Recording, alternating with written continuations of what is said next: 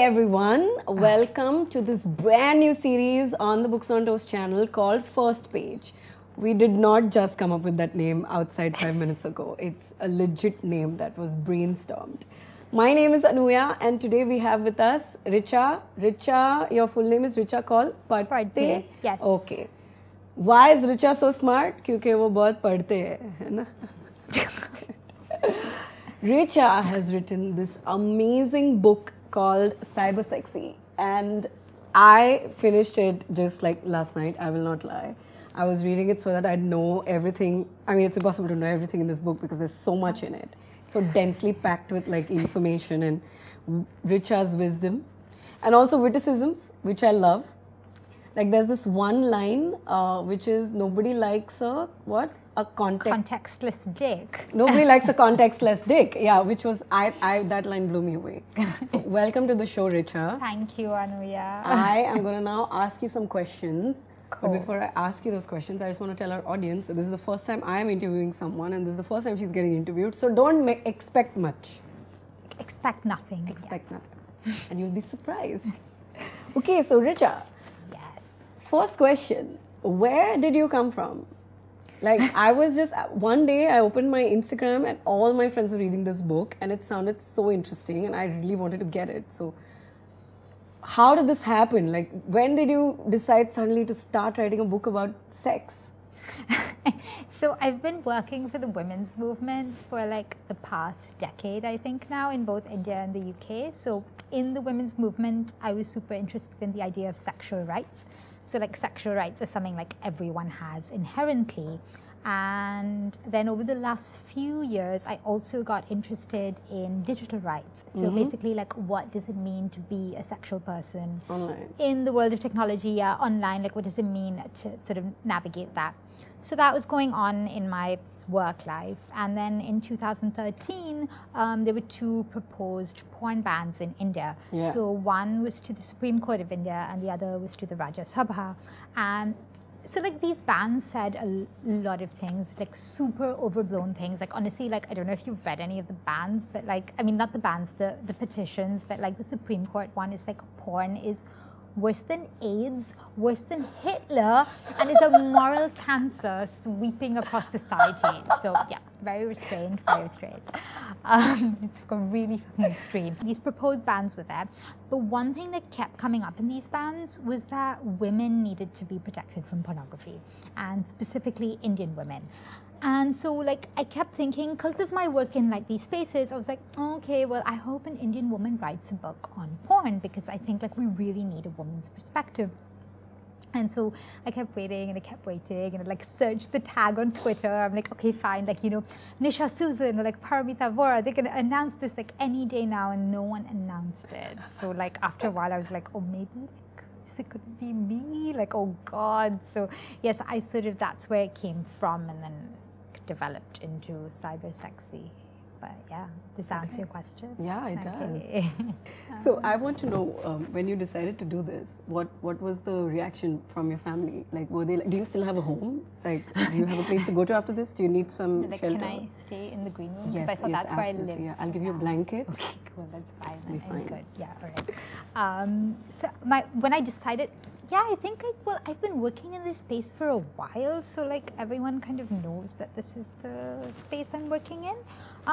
You mean the reaction to like when I decided to do it, like when the book came out, or like just general Both. I reaction? mean, you've said a lot of things. You were very candid in the book. Yeah. You said what kind of pornography you like, the fact that you have sex, and I mean, I find that I loved reading that because for me, just having a book where an Indian woman was talking about being sexually active was amazing. Cool. Which is why I sent you my video, because that video's whole love crux was, you know, women have sex.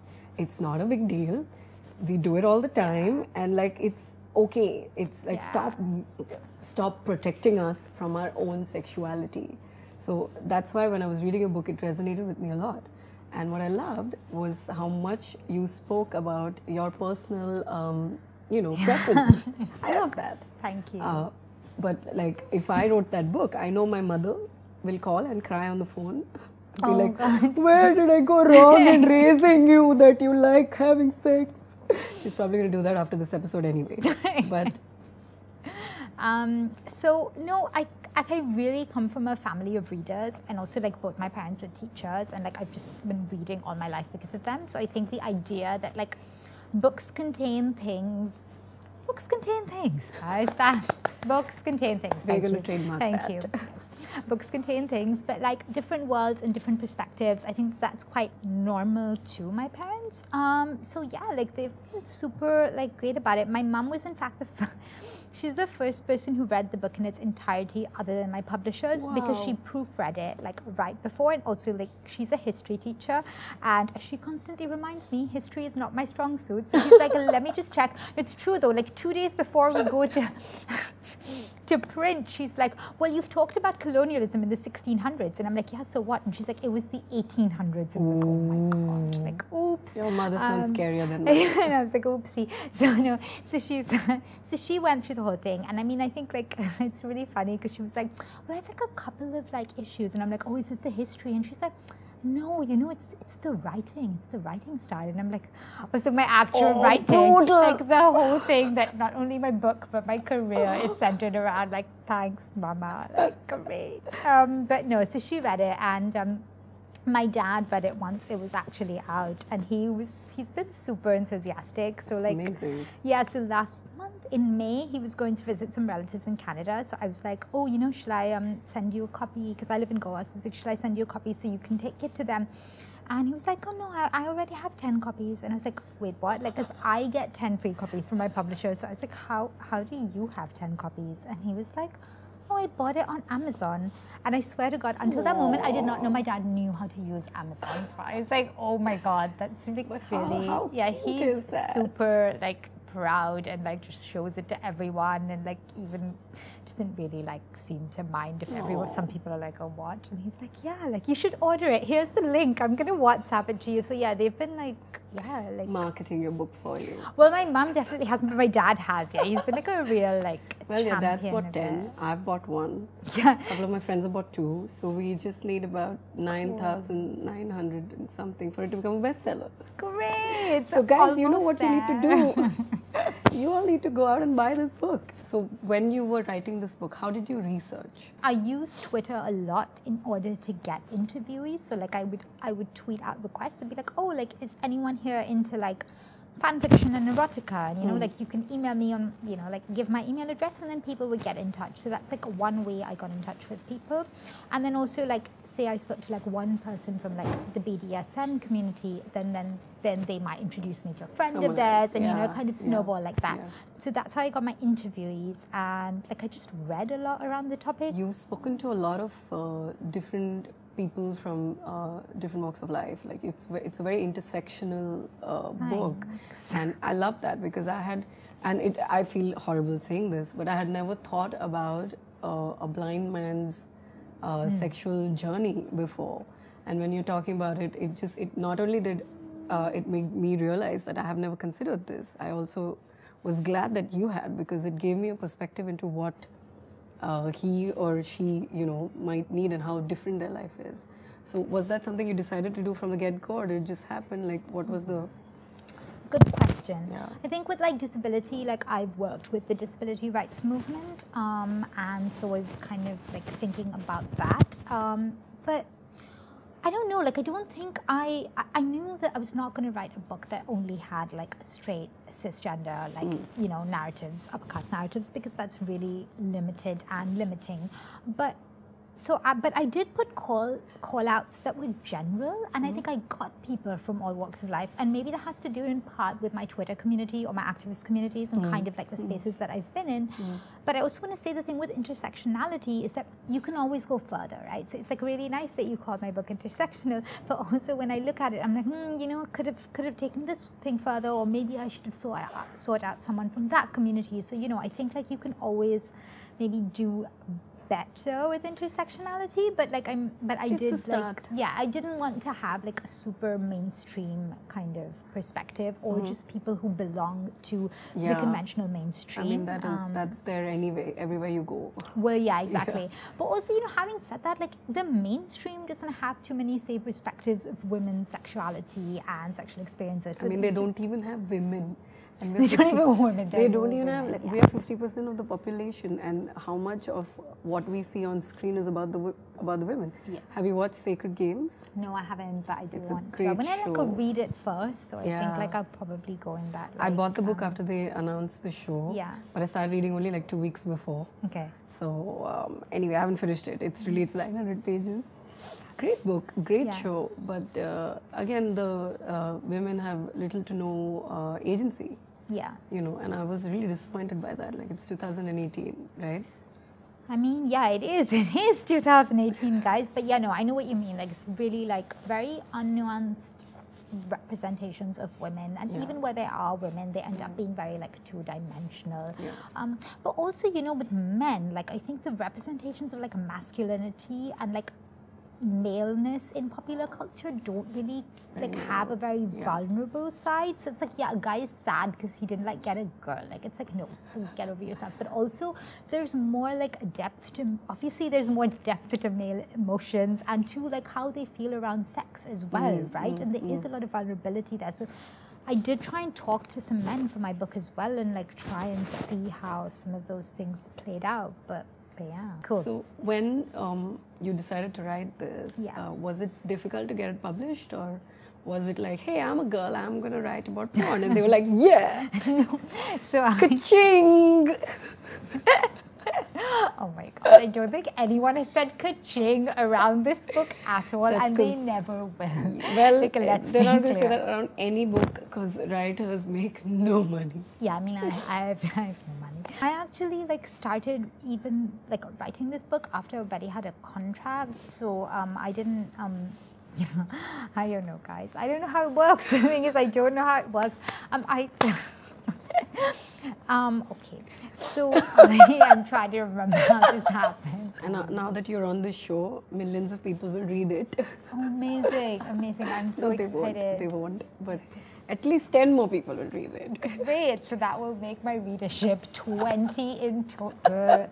Amazing. It's fine. 20 is more than what most people have. Is it? The aim of Books on Toast, actually, and I'm going to say this seriously, was to bridge this gap between great Indian books that are being written and readers who don't know much about them. Yeah. In fact, this show is one of our first real attempts to actually introduce people to new Indian writing. Cool. So let's get into your reading habits, okay? Oh, cool. Because what we aim with each video, of course, also is to leave our viewers with reading recommendations. Cool. So let's start with what you're reading right now. So I'm reading two things. I'm reading a fiction and non-fiction, which is a practice I started last year because shouldn't say this, as the author of a non-fiction book, I'm not a huge non-fiction reader. Oh my God, me neither. Yeah. So yes. And also I realized that like when I'm writing or like having a work day, it's really nice to take a break and just to read something. But if I read fiction, I'm like reading, and like 1.5 hours later, I'm still reading. I've just gotten sucked into that work. Yeah. So we started sort of this practice of having like a book of non-fiction that I'd read during the day, and then like read fiction. Yeah, because you can't get sucked into a non-fiction book. Yeah, guys, you cannot Except get this sucked one, into this book. This book will go on forever. No, it's small. So my non-fiction book that I'm reading right now is called The Curse of the Boyfriend Sweater. And Great, now I have spat it. It's fine. The Curse of the Boyfriend Sweater. The Boyfriend Sweater. Okay. Yes. What is it about? It's this collection of essays on crafting and like a knitting and stuff. No. By Alanna Okun. She's like an American writer, and I know of her because she's an editor at the fashion portal Racked, and I've written for them before. Okay. So that's how I know her. And she mostly talks about knitting, but also like just like how she, I don't know, basically how crafting has played a role in her life, and you kind of, it's personal essays essentially. And even if you don't knit, if you've ever like made anything with your hands, or like have this kind of craft, you're like, no, I don't know what that means. I look at my phone, like, what are my hands even?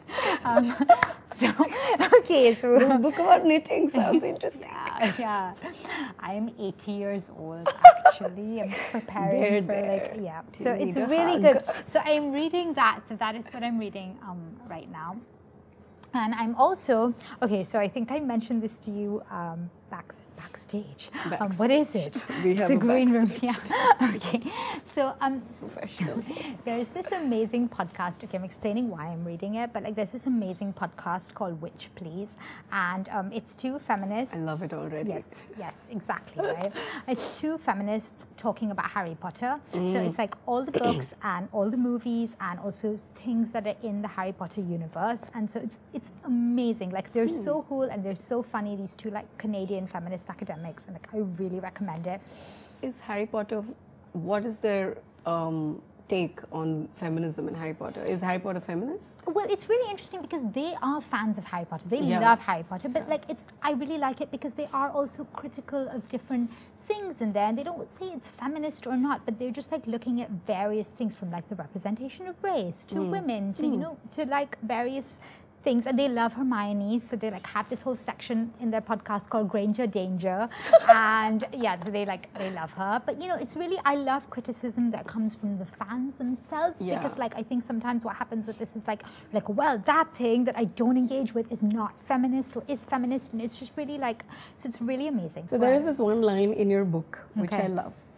Okay, so this is the line, and I wanted to read it out loud because I feel like every girl watching this interview who has dated an Indian man or any man even is going to be able to identify with this and laugh at it, okay? And the line is, guys, are you ready? I hope you're ready. Porn searches for women breastfeeding men are 4 times higher in India and Bangladesh than any other country in the world.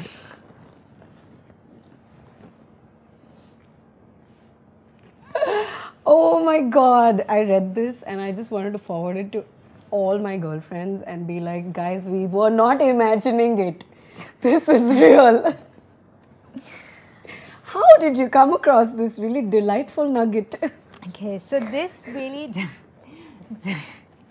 really delightful nugget is from a book called What the Internet Can Tell Us About Why We Lie, I think, something along those lines. It's Everybody Lies? Everybody Lies. Yeah. God, I can't even time to look in the bibliography. Yes, Everybody Lies, like what the internet can tell us about, etc. By Stephen Davidowitz, I think so. So yeah, he had this statistic because he's analyzed a lot of like metadata around porn and around various Google searches and things like that. But so writing this is really like, I was very conflicted about how to phrase it. Okay, I'm so glad it's working out. So the serious thing is that it's part of a chapter called Desire, where I kind of try and explore how all human desires, as long as they don't hurt anyone else, are acceptable. And the only reason that we think some desires are unacceptable, that aren't actually hurting anyone, have to do with our morality and our worldviews. So it's trying to position this within this broader context. So like writing that. But it's so much more fun to remove from the context. On context. the other hand, I'm like, what the fuck, right? Like, what the fuck? I mean, we obviously have some like there are some deep-seated Freudian issues going on, Indian men, that they need to, like, just all of you go to therapy. But I mean, so exactly, right? Like, I do feel super, like, dismissive, not dismissive, but whatever, about, like, Indian men's relationships with their mothers.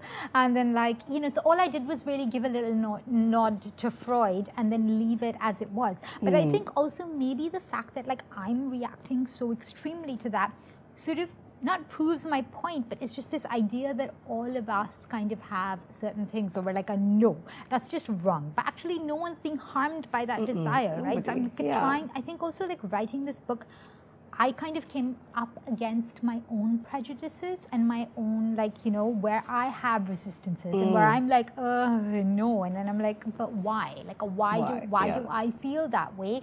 And does it have to do anything to do with harm? Or is it just that I'm grossed out, or that I'm just like Indian men, like, fucking go to therapy, like, you know, like a deal with your relationships with your moms because they're not like healthy. So you know, and I didn't say any of that in the book. Didn't. I'm saying it. Yes, you're saying it. She hasn't said I have not said Someone it. needs to. So yeah, I mean that search was and also like along with that was, apart from the porn searches, is that one of the biggest, like, so, you know, when you type into Google and Google completes a sentence for you. So, like, if you type in "my husband wants me to," and this #1 search, the completion for that search coming out of India is "my husband wants me to breastfeed him," and I'm just like, guys, again, like, I have to like try and be neutral and be like, that's okay, but also it's like, bro, no, that milk is for your child, like, it's not for you, like, I don't. So yeah, but no, the point is that the point really is that if your desire is not hurting anyone and what you're doing in the bedroom is not coercive and it is consensual, then it is actually okay, no matter how much you or I might think that that particular desire is misplaced. So this reminds me of a part in your book about how all of us have grown up with some element of internalized homophobia. Oh my God. Yeah, and we've all said things and like done things that now once we grew up and realized that, you know, we were all assholes back in the day, are correcting. Yeah. But, you know, that was a very valid point, I thought, you know, where to introspect a bit. Yeah. Right? And look at all the things that we have done wrongly so far before we can place an argument against what the wrong that has been done against us.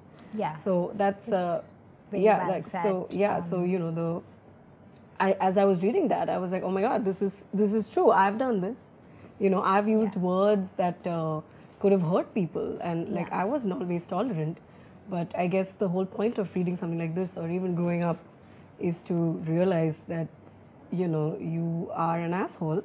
Yeah, exactly. Like, you have been an asshole, and you probably will be an asshole. And the journey is to correct yourself and to change yourself whenever you realize that you've been an asshole.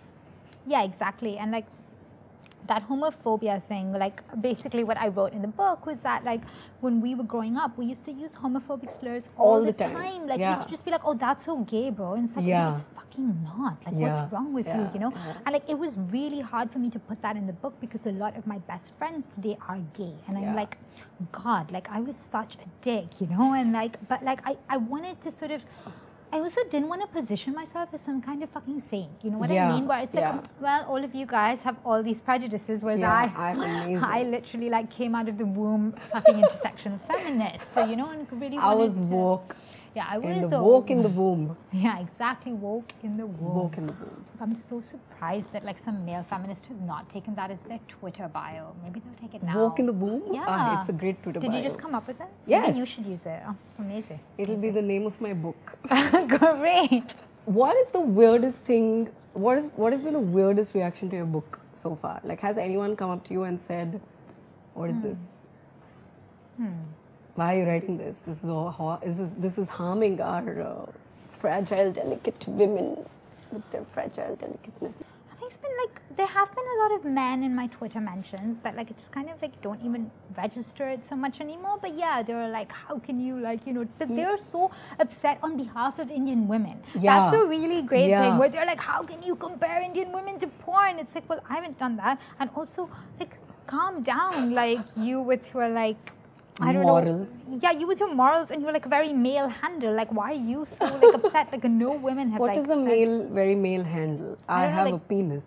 Well, yeah, or like just the picture of a man with a man's name, like that complicated code to crack. But yeah, so no, I'm trying to think, but nothing.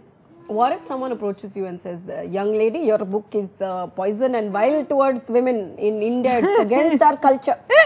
Just probably laugh like that. Like, I don't know. How will you Like, how will you? How would I make a serious argument around Yes, this? Or how will would you change their mind? Like, will you attempt to change their mind? Because when I was reading this, what I realized was that I like it because I agree with a lot of the stuff that you're saying, because, you know, I'm sort of on the same, I'm on the same page, right, with everything that you're saying.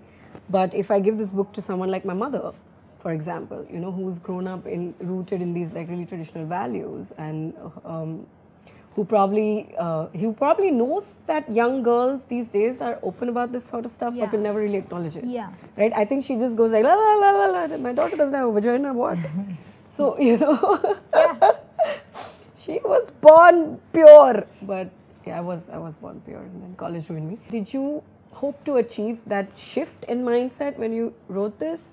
Like, what was it just something you wanted to write? Like, was there an end objective? I think a lot of the people who are reacting negatively to my book haven't actually read it. Yeah, like, it's just like the ideas about it, what like has been said about it. So okay, so just yesterday, oh my god, well, he's never going to watch this. It's fine, I can say this. I mean, no, God, no, wait, let me finish this sentence. Oh my god, it sounds so bad. No, he may be a secret watcher of books on Twitter. So like my super conservative uncle. No, that's where he's going. Yeah, sorry. It's a really bad start. Like he's probably the most conservative member of my family who I actually like interact with, you know, and have a relationship with. And he was outside the country on a conference, and like I got a call from him yesterday, and he was like, yeah, do you have a minute to talk? And I was like, oh yeah, sure. And he's like, you know, I've been at this conference and I have a lot of time, so I read your book. And he was like, oh my god, like I really didn't think he would. And I was like, okay, it's fine, like I'm prepared for like just some like kind of lecture, because I've gotten a fair few from him over the years about like my own conduct. Young in my lady. life. Yeah, exactly. And he was like, it's written really well, and I want to like send some copies to my editor friends, and I think we should put it in this bookshop and that bookshop. And I was like, what? Like, oh my god, because this is like not someone who like, you know, reads a lot. I mean, he does read, but you know, not in the same way that say my parents do. And someone who's really conservative, really religious, has like 2 daughters who he's like very protective over. You know, they like, couldn't interact with boys. Like, I've realized that this whole morality thing is completely. So I told you this before we started, right? I don't read non-fiction. Hers is the second one I've read like almost in the last 5 years or so. The first one was Sapiens. And the most important thing that Sapiens taught me was that morality, or even liberalism. So he thinks all isms and all religion is an imagined construct. Yeah. Right? And like morality is, I feel like the worst kind, because it puts me in a box that I will never be able to get out of. And there are so many people living in this box when they can just be free. They can be free. They can like live life on their own terms, and they refuse to do it because someone has downloaded this software in their brain that tells them that if they do this, it's wrong.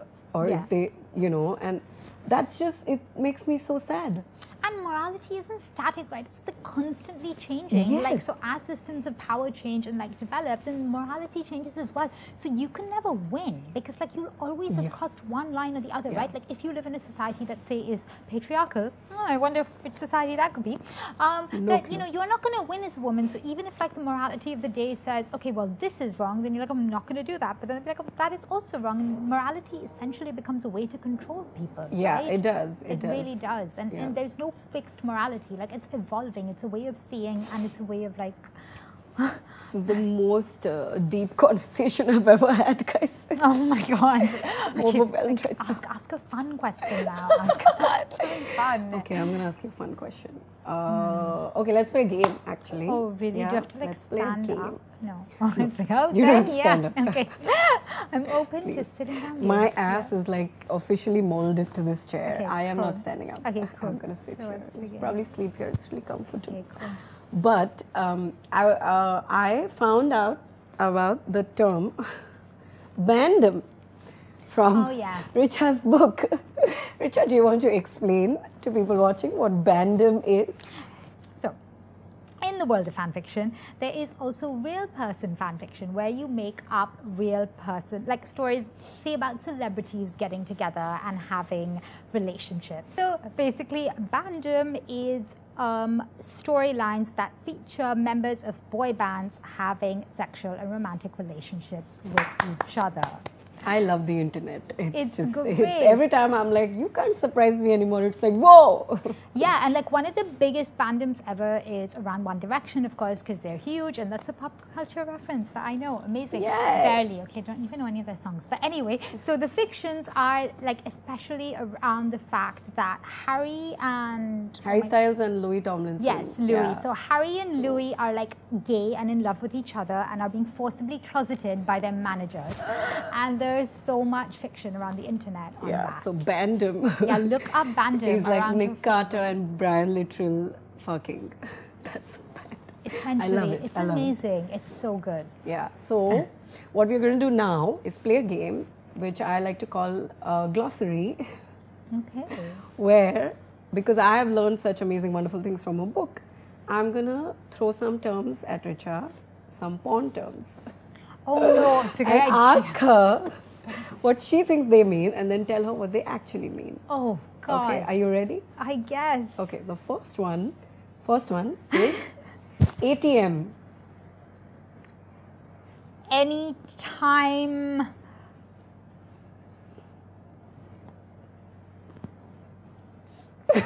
I don't know. Anytime we try to think of a sex word. Anytime.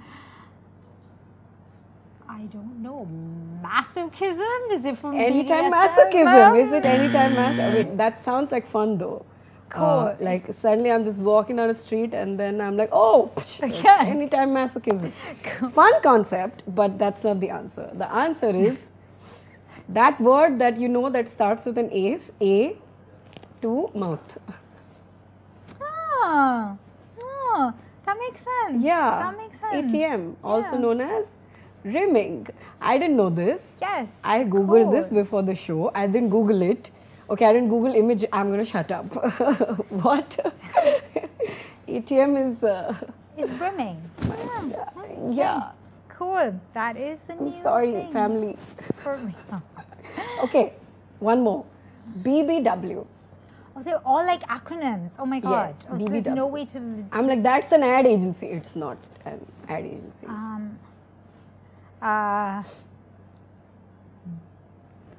Boo. Back. Wait, what's the last one? W. W. Wanking? Boob back wanking.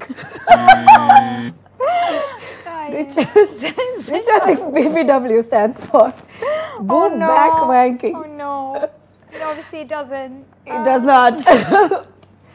What will that even, how do you know what, it stands for something a lot more innocuous than that. It stands for Big Beautiful Woman.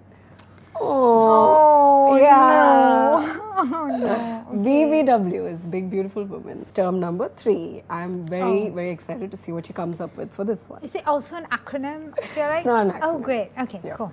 Yeah. Merkin.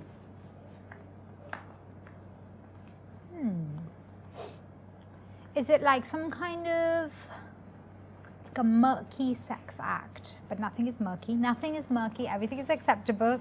She just judged you. No. Murking.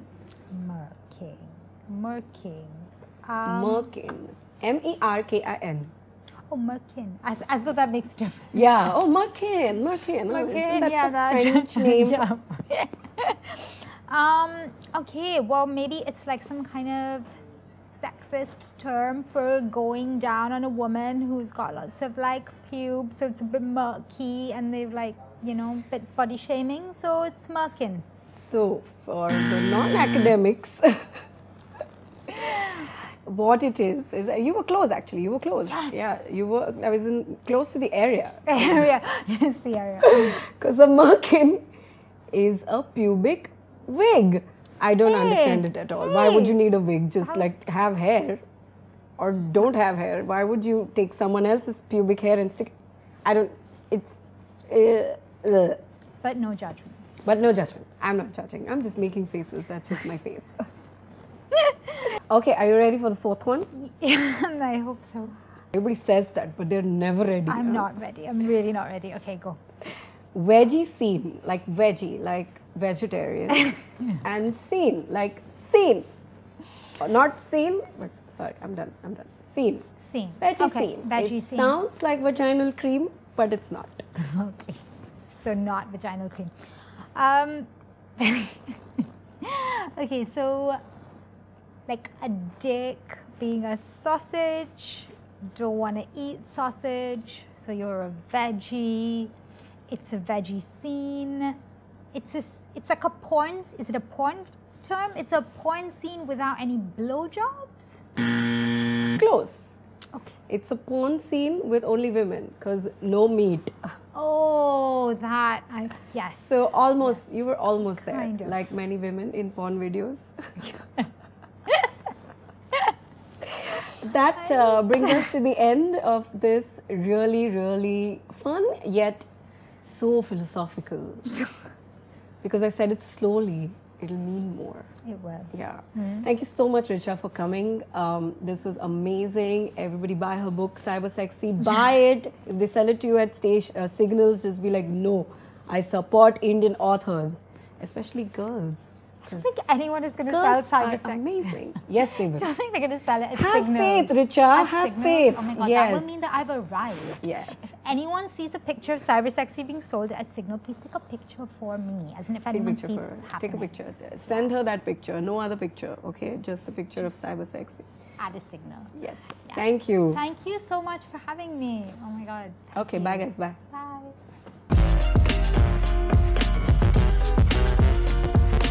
If you like our video, please leave comments. If you agree, leave comments. If you disagree, still leave comments. As long as you're respectful, we will not block you. It's a very simple formula.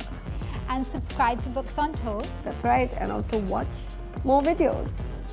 And read more books. Yes, read more books. And share this video with your friends, especially your girlfriends.